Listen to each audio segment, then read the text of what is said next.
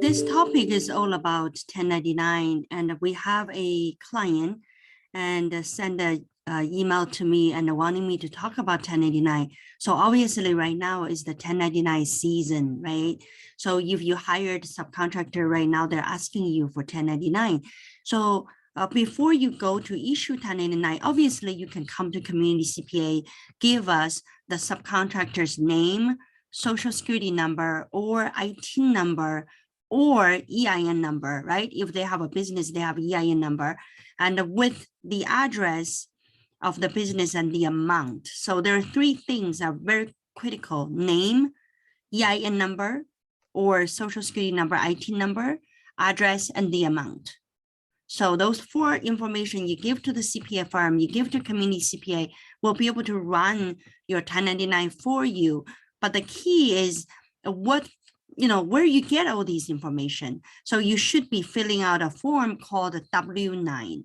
This form is now you, the employer or the contractor, you contracting to other people, and you don't need to fill that up, and you give a blank form to people, have them fill it up. So that form should give you their name and the entity type, who they are. So proprietor, LLC, S Corp, C Corp, whatever they are, they can make a choice, address, and also their ID, social security number or EIN number. So that W-9 is online everywhere. And if I just simply lead you to, and I'll show you how exactly you go for looking for the W-9. So you just type in W-9 right here. See, W-9 form 2022, W-9 form 2021. If you're doing it for your 2021 folks, because you forgot to collect from them, now you need to, then you just click here and come to always go for IRS website, right? You want to look at these and don't go anywhere and really just go for IRS website. So here is the form W-9. So if I click this, W-9 is right here. You can print this out and give to your subcontractor. So with that, and someone also asking that, oh, what about the certificate of insurance?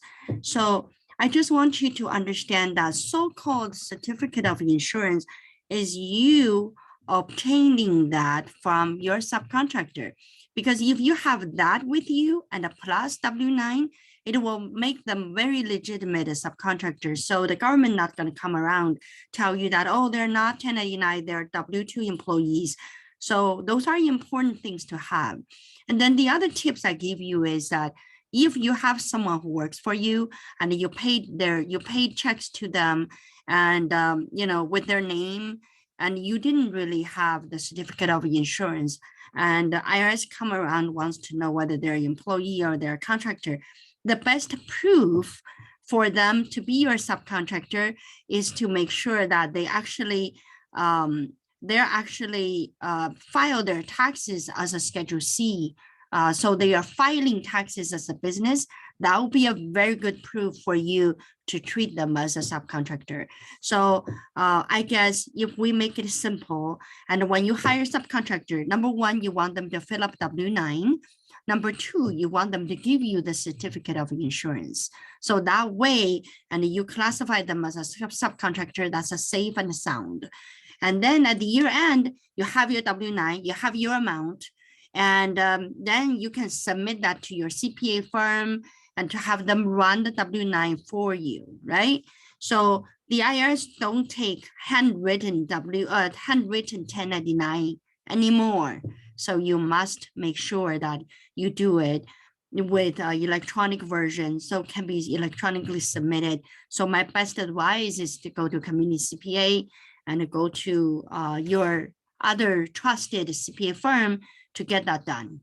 All right. So I think I answered your question on that. And this is all about 1099 at the end of the year.